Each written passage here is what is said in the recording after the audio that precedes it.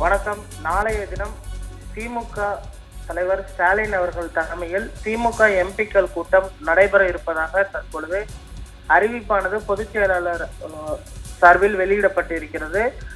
விரைவில் திமுக எம்பிகள் கூட்டமானது நாளைய தினம் நடைபெறும் என்றும் தற்பொழுது அறிவிப்பானது வெளியிடப்பட்டிருக்கிறது. குறிப்பாக கடந்த மாதம் பிப்ரவரி 1ஆம் தேதி பார்த்தோமென்றால் மத்திய பட்ஜெட் ஆனது தாக்கல் செய்யப்பட்டது. இது தொடர்பாக விரைவில் விவாதிப்பதற்கும் அதே போன்ற மற்ற அம்சங்கள் குறித்தும் விவாதிப்பதற்கும் நாடாளுமன்றத்தின் கூட்டம் துவங்க இருக்கக்கூடிய சூழ்நிலையில் நாளைய தினம் பார்த்தோமென்றால் அறிவாலயத்தில் இருக்கக்கூடிய முரசொலி மாறன் அரங்கத்தில் காலை 10:30 மணி அளவில் திமுக எம்பிக்களின் கூட்டமானது கூட இருப்பதாக தற்பொழுது அறிவிக்கப்பட்டிருக்கிறது. திங்கட்கிழமை இருந்த நாடாளுமன்றம் கூட இருக்கிறது. எம்பிக்களுக்கு முக்கிய அறிவுறுத்தல்கள் வழங்கப்பட இருக்கிறது. குறிப்பாக தமிழகத்தில் பார்த்தோமென்றால் மும்மொழி கொள்கை பிரச்சனை மிகப்பெரிய நீண்ட ஒரு பேசுபொருளாகவும் விவாதத்தையும் கிளப்பி இருக்கக்கூடிய சூழ்நிலையில் நாடாளுமன்றத்தில் இது தொடர்பாக கேள்வி எழுப்பதற்கும் அதே போன்று ஒரு கண்டன தீர்மானத்தை கொண்டு வருவதற்கும் தற்பொழுது திமுக எம்பிக்கள் திட்டமிட்டிருக்கிறார்கள். அதே போன்று கவன ஈர்ப்பு தீர்மானம் கொண்டு வந்து பேசுவதற்கும் அவர்கள் திட்டமிட்டிருக்கிறார்கள்.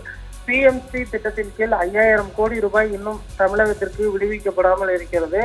அது குறித்து இதில் விவாதிக்கப்படும் என்றும் தற்பொழுது தெரிய வந்திருக்கிறது. அதே போன்று மற்ற தமிழக பிரச்சனைகள் முக்கிய பிரச்சனைகள் குறித்தும் இந்த கூட்டத்தில் விவாதிக்கப்பட இருப்பதும் குறிப்பிடத்தக்கது.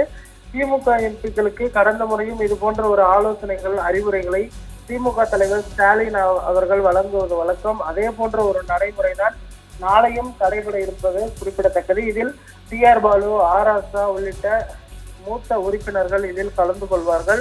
அதே போன்ற கனிமொழி உள்ளிட்ட அந்த நாடாளுமன்ற குழு தலைவர் உள்ளிட்டோரும் கலந்து கொள்ள இருப்பது குறிப்பிடத்தக்கது.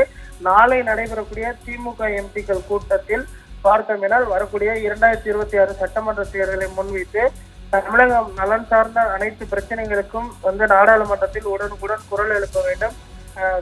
மாநில அரசுக்கு வழங்க வேண்டிய நிதியை ஒதுக்குவதற்கு தொடர்ந்து குரல் கொடுக்க வேண்டும் என்பது குறித்தும் நாளைய தினம் இது விரிவான ஒரு ஆலோசனையும் மேற்கொள்ள இருப்பது குறிப்பிடத்தக்கது.